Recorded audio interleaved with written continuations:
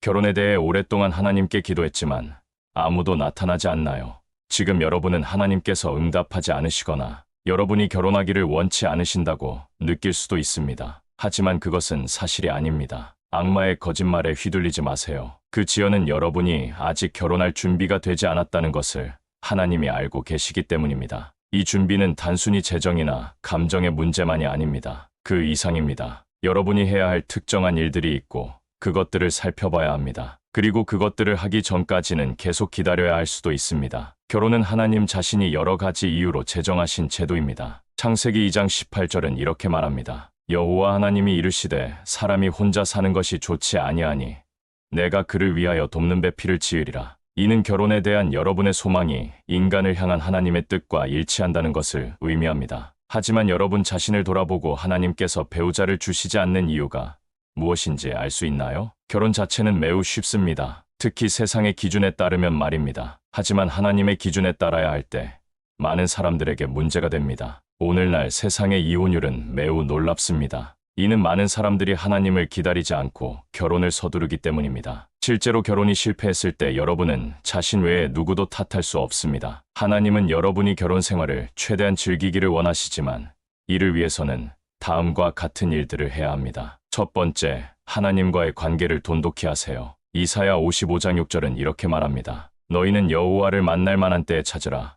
가까이 계실 때에 그를 부르라. 주님께서 배우자를 보내주시기를 기다리는 동안 가장 중요한 측면은 하나님과의 관계입니다. 한 관계에서 다른 관계로 뛰어다니며 누구와 더 잘 맞는지 알아보려 하기보다는 궁극적인 관계를 쌓는 데 집중하세요. 결혼으로 가는 여정은 단순히 인생의 동반자를 찾는 것이 아니라 하나님의 마음에 합한 사람을 찾는 것입니다. 하지만 이를 위해서는 먼저 하나님을 알고 그분이 여러분에게 원하시는 바를 알아야 합니다. 이 아름다운 관계를 쌓아갈 때 하나님은 여러분의 마음을 다루시고 인생관을 바꾸기 시작하십니다. 여러분은 자신의 생각, 감정, 행동에 대해 더 잘 알게 될 것입니다. 하나님의 지혜에 뿌리를 두고 영적 성장을 이루는 것이 필요합니다. 물론 많은 사람들은 이것이 시간 낭비라고 생각하여 그 중요성을 깨닫지 못합니다. 왜 결혼부터 하고 나서 배우자와 함께 하나님과의 관계를 쌓아갈 수 없나요? 라고 말하는 사람들도 있을 것입니다. 이것이 바로 많은 결혼이 몇 달 만에 실패하는 이유 중 하나입니다. 대부분의 경우 이는 모든 사람이 그 여성이나 남성이 자신을 위한 하나님의 뜻인지 생각하지 않고 결혼하기를 원하기 때문입니다. 슬픈 진실은 경건한 결혼 생활에서도 문제가 생기지만 하나님이 완전히 개입하시기 때문에 그 영향은 최소화된다는 것입니다. 하지만 하나님을 기초로 하지 않은 결혼 생활을 상상해 보세요. 사탄은 계속해서 그의 만족을 위해 그것을 이리저리 흔들 것입니다. 그런 종류의 결혼에 서명하고 싶으신가요? 오늘 이것을 아세요. 세상에는 많은 남자와 여자가 있지만 모든 사람이 진심으로 여러분을 사랑하거나 여러분의 운명과 맞는 것은 아닙니다. 그럼에도 불구하고 어떻게 누가 옳고 누가 그른지 알 수 있을까요? 이제 하나님이 어디에 개입하시는지 보이시나요? 여러분은 올바른 사람을 찾기 위해 여러 관계를 시도할 필요가 없습니다. 하나님은 여러분이 그런 스트레스를 겪기를 원하지 않으십니다. 하나님이 아담에게 이브를 데려오신 것처럼 여러분의 배우자도 여러분에게 데려오실 것입니다. 하지만 먼저 하나님과의 관계를 쌓고 가꿔야 합니다. 먼저 하나님께 순종해야 여러분의 파트너가 여러분에게 순종할 수 있습니다. 그렇게 작동합니다. 만약 마리아가 요셉과 약혼하지 않았다면 하나님은 그녀를 선택하여 예수님을 잉태하게 하지 않으셨을 것입니다. 더 나쁜 것은 그녀가 요셉과 같은 하나님을 경외하는 사람과 결혼하지 못했을 것입니다. 하지만 그녀가 하나님을 알았기 때문에 하나님은 요셉을 그녀에게 데려오셨습니다. 그리고 이 남자가 신성한 잉태를 받아들이는 것이 더 쉬웠습니다. 여러분은 하나님의 교훈 밖에서 살면서 그분이 귀중한 보석인 배우자를 여러분에게 주기를 기대할 수 없습니다. 그것은 불가능합니다. 그것은 가장 소중히 여기는 옷을 개에게 던지는 것과 같습니다. 개는 그것을 조각조각 찢어버릴 것입니다. 그러니 적합한 인생의 동반자를 찾을 수 없다고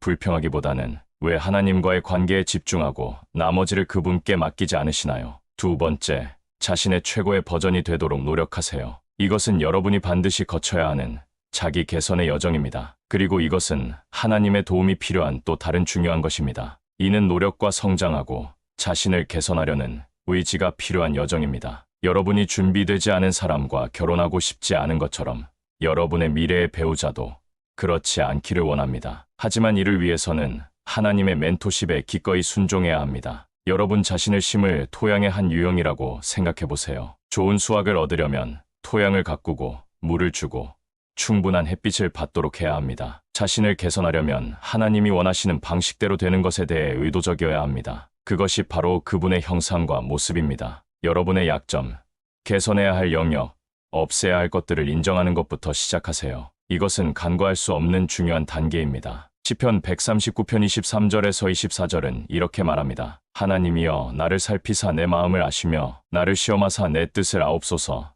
내게 무슨 악한 행위가 있나 보시고 나를 영원한 길로 인도하소서. 다윗처럼 자신에게 정직하세요. 하나님께 여러분의 삶에서 그분이 바꾸기를 원하시는 영역을 보여달라고 요청하세요. 아마도 여러분의 배우자가 견딜 수 없을 나쁜 습관이 있을 수 있습니다. 그것이 분노인지, 게으름인지, 미루는 습관인지 무엇이든 말입니다. 심지어 자신을 깨끗이 유지하는 것이 어렵고 사람들이 여러분 주변에 있기 어려울 수 있지만 아무도 그것에 대해 말할 용기가 없을 수도 있습니다. 여러분의 몸이 하나님의 성전이며 하나님은 더러운 곳에 거하실 수 없다는 것을 기억하세요. 그런 경우 하나님은 그러한 습관들을 지적하시고 여러분이 더 나아지도록 도와주실 것입니다. 또한 감정적 웰빙을 점검하세요. 문제가 생겼을 때 감정을 얼마나 잘 관리할 수 있나요? 이 모든 것들이 여러분을 좋은 배우자로 만드는 데 기여합니다. 결혼할 때까지 기다렸다가 행동을 고치려 하지 마세요. 지금 시작하고 하나님께 도와달라고 요청하세요. 물론 결혼은 관용에 관한 것이기도 하지만 결혼 생활에서 관용이라는 핑계로 계속 붙들고 있어서는 안 되는 것들이 있습니다. 또한 이타적이 되는 법을 배우세요. 이것은 결혼 생활에서 도움이 될 또 다른 중요한 특성입니다. 항상 자신만 생각하지 마세요. 파트너의 필요와 감정을 우선순위로 삼으세요. 결혼 생활에서는 나가 없고 우리만 있습니다. 성경이 말씀하시듯이 둘이 한 몸이 될 것이다 라고 기억하세요. 그래서 여러분은 더 이상 두 분리된 사람이 아니라 그리스도 안에서 하나입니다. 이것은 불필요한 오해를 줄이는데 도움이 될 것입니다. 그리고 의사소통하고 메시지를 전달하는 방법을 배우세요. 결혼 생활에서 잘못된 의사소통은 여러분이 생각하는 것보다 더 빨리 여러분의 결합을 파괴할 수 있습니다. 그래서 사람들은 종종 의사소통이 매우 중요하다고 말합니다. 침착하게 적절한 단어로 친절하게 말하는 법을 배우세요. 배우자에게 메시지를 전달하기 위해 목소리를 높여야 한다면 그렇게 하지 마세요. 이것은 여러분에게 많은 스트레스를 줄여줄 것입니다. 이러한 습관들을 개선한 후에는 아직 없다면 기술을 개발할 방법을 찾아보세요. 이러한 기술들은 재정적으로나 정신적으로 여러분의 삶을 개선하는데 도움이 되는 것이어야 합니다. 어떤 경우에도 게으르지 마세요. 게으른 마음은 악마의 작업장이기 때문입니다. 그가 여러분의 마음에 낙담을 심도록 두지 마세요. 시간을 잘 활용하고 자신을 실질적인 사람으로 발전시키세요. 이 모든 것을 하고 하나님이 여러분의 준비를 보시면 그분은 여러분에게 배우자를 데려다 주실 것입니다. 세 번째, 기도의 자리에서 끈기를 가지세요. 기도는 산을 무너뜨리고 사슬을 끊고 기적을 일으킬 수 있는 강력한 무기입니다. 하나님께서 여러분의 배우자를 데려오시기를 기다리는 동안 기도에서의 끈기는 매우 중요합니다. 이는 여러분의 삶을 향한 하나님의 계획에 대한 믿음과 헌신의 표현입니다. 여러분도 알다시피 결혼이 하나님이 세우신 결합이지만 그것을 대적하는 세력들이 있습니다. 그럼에도 불구하고 배우자를 찾는 젊은 성인들이 기도를 가볍게 여기는 것은 매우 놀랍습니다. 사실은 하나님께 기도로 받은 배우자가 여러분의 인간적 지혜로 얻은 배우자보다 낫다는 것입니다. 때때로 하나님은 여러분이 결혼의 기준을 세울 수 있도록 미래의 배우자를 보류하십니다. 이것이 무엇을 의미할까요?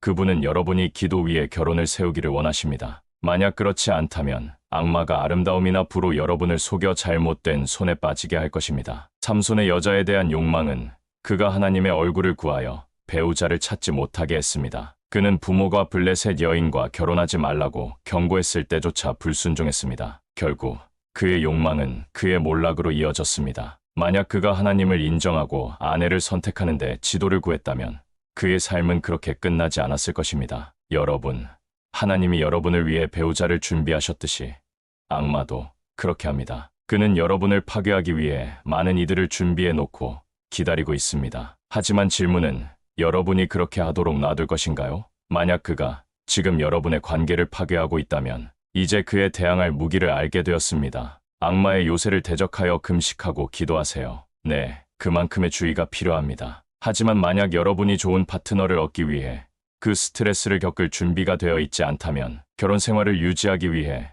더 많은 스트레스를 겪을 준비를 하세요. 결혼은 영원한 여정이며 잘못된 사람과 함께 할 수는 없다는 것을 기억하세요. 사람들이 결혼 생활에서 불행하기보다는 독신으로 남는 것이 낫다고 말하는 것을 항상 들을 것입니다. 만약 여러분의 실수로 인해 하나님이 원하셨던 배우자를 놓쳤다고 해서 그것이 끝이라고 생각하지 마세요. 하나님은 여러분이 인간이며 실수할 수 있다는 것을 아시기 때문에 여러분이 그분의 선택을 놓쳤을 경우를 대비해 대체품을 제공하십니다. 그것이 자비가 하는 일입니다. 그러므로 어떤 경우에도 항상 미리 결혼을 위해 하나님께 기도하세요. 미래의 배우자에 대해 원하는 바를 그분께 말씀드리세요. 네, 이렇게 하는 것은 죄가 아닙니다. 심지어 성경은 의인의 기대가 끊어지지 않을 것이라고 말합니다. 하지만 이러한 기대가 하나님의 원칙을 벗어나지 않도록 하세요. 여러분의 궁극적인 초점은 하나님의 뜻에 맞는 사람과 결혼하는 것이어야 합니다. 네 번째, 침대를 더럽히지 마세요. 순결한 결혼의 아름다움은 하나님이 여러분에게 주시고자 하는 보물입니다. 그것은 사랑,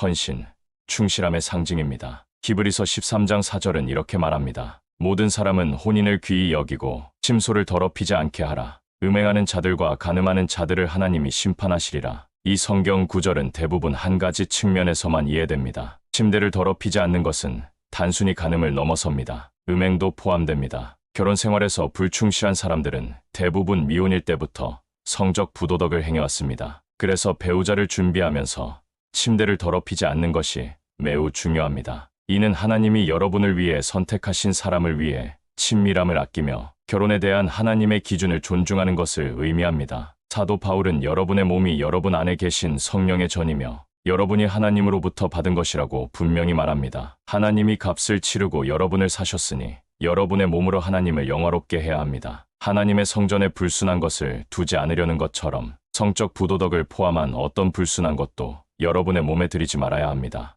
여러분은 자신만을 위해서가 아니라 미래의 배우자와 결혼을 위해서도 이렇게 하는 것입니다. 요셉은 순결을 지키는 것에 대해 의도적이었고 그 결과에 대해 신경 쓰지 않았습니다. 오늘날 세상에서는 젊은이들이 몇 분의 쾌락을 위해 기꺼이 자신을 더럽힙니다. 이래서는 안 됩니다. 여러분의 몸을 하나님이 기뻐하시는 거룩하고 살아있는 제물로 드리세요. 요셉은 고난 속에서 언제 어떻게 배우자를 찾을 수 있을지 몰랐습니다. 그럼에도 불구하고 그는 하나님의 순결에 대한 디자인을 존중하기로 선택했습니다. 침대를 더럽히지 않는 것은 또한 이성과의 감정적 친밀함을 피하는 것을 의미합니다. 이는 감정적 얽힘으로 이어질 수 있습니다. 이는 앞으로 나아가기 어렵게 만들고 미래의 관계를 방해합니다. 성경이 말씀하시듯이 모든 지혜로 너의 마음을 지키라. 기억하세요. 여러분의 몸은 성령의 그릇이며 여러분의 결혼 침대는 하나님의 순결을 반영해야 합니다. 침대를 더럽히지 않는 것은 여러분이 결혼에 대한 하나님의 디자인을 가치 있게 여기고 존중한다는 것을 보여줍니다. 이 순종은 축복을 가져오고 미래의 배우자와 더 깊은 연결을 가져올 것입니다. 하나님께서 여러분의 배우자를 데려오시기를 기다리는 동안 순결의 여정을 시작하세요. 네, 그것은 훈련, 자제력, 그리고 하나님의 말씀을 존중하려는 의지가 필요합니다. 하지만 그 보상은 가치가 있습니다. 결국 여러분은 그리스도와 교회의 사랑을 반영하는 아름답고 하나님을 영화롭게 하는 결혼을 갖게 될 것입니다. 사랑하는 여러분, 미래의 배우자를 기다리는 동안 이 중 어떤 것이라도 하고 계셨나요? 만약 하지 않았다면 오늘부터 시작하세요. 하지만 그게 다가 아닙니다. 계속 지켜보세요. 다섯 번째, 결혼에 대한 경건한 조언을 구하세요. 이것은 축복받고 만족스러운 결합을 준비하는 데 있어 또 다른 중요한 단계입니다. 하나님께서 여러분의 배우자를 데려오시기를 기다리는 동안 경건한 조언을 구하는 것은 지혜로 여정을 거치는데 도움이 될 것입니다. 하나님의 마음을 알고 여러분의 상황을 안내할 수 있는 조언자가 있다고 상상해 보세요. 그것이 바로 경건한 조언이 제공하는 것입니다. 이들은 결혼 생활을 경험한 사람들입니다. 그들은 경건한 결혼을 준비하는 것이 무엇을 의미하는지 알고 있으며 여러분의 준비를 도울 수 있습니다. 여러분의 상황이 그들의 것과 다르더라도 그들은 여러분을 대신하여 하나님의 얼굴을 구할 것입니다. 그래서 대부분의 경우 여러분의 영적 지도자들이 이에 대해 얼마나 잘 기도했는지 물어볼 것입니다. 이것이 많은 사람들이 경건한 결혼 상담을 꺼리는 이유입니다. 그들은 자신이나 영적 지도자들에게 진실하기를 원하지 않습니다. 결혼을 준비하면서 여러분은 가능한 많은 통찰력, 지혜, 격려가 필요합니다. 그래서 경건한 사람들로 자신을 둘러싸는 것이 중요합니다. 그럼에도 불구하고 경건한 조언을 구하는 것은 인간의 승인이나 검증을 위한 것이 아닙니다. 그것은 여러분의 마음을 하나님의 뜻에 맞추는 것을 목표로 합니다. 이렇게 할 때 여러분은 자신의 삶을 위한 하나님의 계획을 신뢰하고 있음을 보여주는 것입니다. 여러분은 그분의 지혜와 인도를 가치 있게 여기며 기꺼이 듣고 배우려 한다는 것을 보여주고 있습니다. 하나님은 여러분이 상상할 수 있는 것보다 더 아름다운 결혼 계획을 가지고 계십니다. 하지만 이를 실현하기 위해서는 그분께 순종하고 배우려는 의지가 있어야 합니다. 하나님의 결혼에 대한 계획은 여러분의 꿈보다 더 크며 그분의 타이밍은 완벽합니다. 결국 여러분은 지혜, 믿음, 성품에서 성장할 것이며 결혼 생활에서 하나님을 영화롭게 할 것입니다. 6번째, 과거의 상처를 놓아주고 앞에 있는 것에 집중하세요. 하나님께서 여러분의 배우자를 데려오시기 전에 해야 할 또 다른 중요한 일은 과거를 놓아주고 미래에 집중하는 것입니다. 과거의 상처나 관계에 매달리는 것은 미래를 받아들이는 능력을 방해할 수 있습니다. 그것은 백미러만 계속 보면서 차를 운전하려는 것과 같습니다. 결국 앞에 있는 길에 아름다움을 놓치게 될 것입니다. 룻이 남편을 잃은 후 그녀는 비통함과 절망에 빠질 수 있었습니다. 하지만 그녀는 자신의 삶을 향한 하나님의 계획을 신뢰하기로 선택했고 그분께 충실했습니다. 그 결과 하나님은 보아스를 그녀의 삶으로 데려오셨고 아름다운 가정을 이루도록 도와주셨습니다. 여러분은 하나님의 축복을 경험하는 것을 막는 모든 쓴맛을 놓아주는 법을 배워야 합니다. 그것은 새롭고 아름다운 것이 들어올 수 있도록 집 안의 잡동사니를 치우는 것과 같습니다. 하나님이 여러분의 삶에서 일하시고 올바른 사람을 여러분의 길로 데려오실 수 있도록 공간을 만들어야 합니다. 빌립보서 3장 13절에서 14절은 이렇게 말합니다. 형제들아, 나는 아직 내가 잡은 줄로 여기지 아니하고 오직 한 일찍 뒤에 있는 것은 잊어버리고 앞에 있는 것을 잡으려고 표대를 향하여 그리스도 예수 안에서 하나님이 위에서 부르신 부름의 상을 위하여 달려가노라. 이는 여러분의 초점이 앞으로 나아가고 하나님이 여러분을 위해 정하신 목표를 향해 전진하는 데 있어야 함을 상기시켜 줍니다. 이는 기억을 지우거나 배운 교훈을 무시하라는 의미가 아닙니다. 여러분은 그것들이 여러분에게 미치는 영향력을 놓아주고 하나님의 새로운 계획과 목적을 위한 공간을 만드는 것입니다. 그러므로 하나님께서 여러분의 배우자를 여러분의 삶으로 데려오시기 전에 과거를 돌아볼 시간을 가지세요. 여러분을 뒤로 잡아당기는 남아있는 감정들을 평가하세요. 그리고 그러한 것들을 놓아줄 힘을 위해 기도하세요. 앞에 놓인 것에 에너지를 집중하세요. 그것은 하나님이 여러분을 위해 준비하신 축복, 기회, 사랑입니다. 특히 쓰라린 과거가 있다면 쉽지 않은 경험이 될 것입니다. 하지만 그것은 필요합니다. 이것은 하나님의 계획에 따라 사랑하고 만족스러운 관계의 선물을 받을 수 있도록 여러분을 준비시킬 것입니다. 7번째, 하나님의 시간을 인내심 있게 기다리세요. 배우자를 찾고 싶은 욕망이 있을 때 조급해져서 일이 빨리 일어나기를 원할 수 있습니다. 하지만 하나님의 타이밍은 완벽하며 그분은 여러분이 미래의 배우자를 만날 최적의 시기를 알고 계십니다. 인내심 있게 기다린다는 것은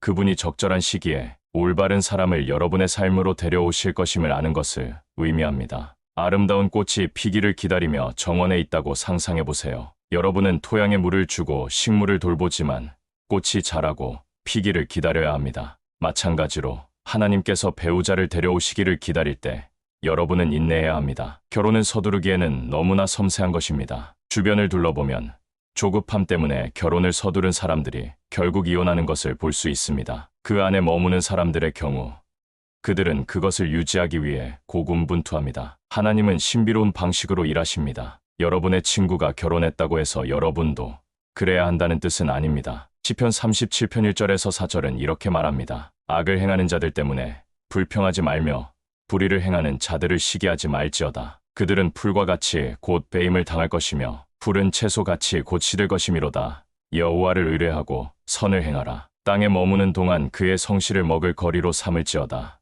또 여호와를 기뻐하라. 그가 내 마음의 소원을 이루어 주시리로다. 하나님과의 관계가 올바르고 기도에 일관성이 있다고 확신한다면 계속 기다리세요. 준비된 사람과 서둘러 결혼하지 말고 하나님의 뜻에 맞는 사람과 결혼하세요. 아마도 여러분이 많은 실패한 관계를 경험한 이유는 그중 어느 것도 여러분을 위한 하나님의 뜻이 아니었기 때문일 것입니다. 시편 기자는 여호와를 기다리라. 강하고 담대하며 여호와를 기다리라고 말했습니다. 룻은 나오미가 주장했음에도 불구하고 다시 결혼할 의도가 전혀 없었습니다. 그녀는 아마도 자신 같은 과부와 결혼하고 싶어 하는 사람이 없을 거라고 느꼈을 것입니다. 하지만 그녀는 자신을 향한 하나님의 계획이 다르다는 것을 알지 못했습니다. 그녀는 모든 일에 성실하고 헌신적으로 남았고 적절한 때에 하나님은 그녀의 배우자를 데려오셨습니다. 여러분은 얼마나 오랫동안 배우자를 기다렸나요?